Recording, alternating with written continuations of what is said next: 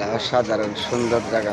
ঠিক বিকালবেলা কত মানুষ হাঁটতেছে, জায়গা দেখার মতো। আমি আসলাম হাঁটতে, দেখেন কত মানুষ। ঠিক বিকালবেলা তো মানুষে হাঁটাঘোটা করে, আমিও হাঁটতে আসলাম।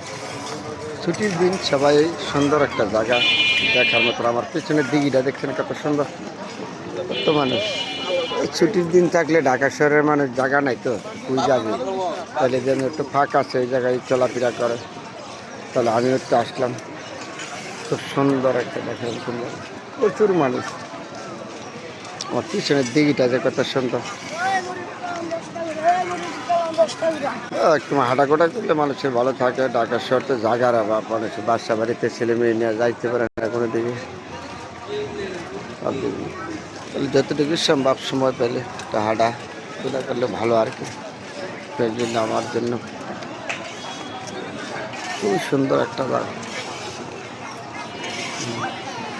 প্রচুর মানুষ দেখছেন এদিকে হাঁটতেছে। শনিবার আমি বিকেলবেলা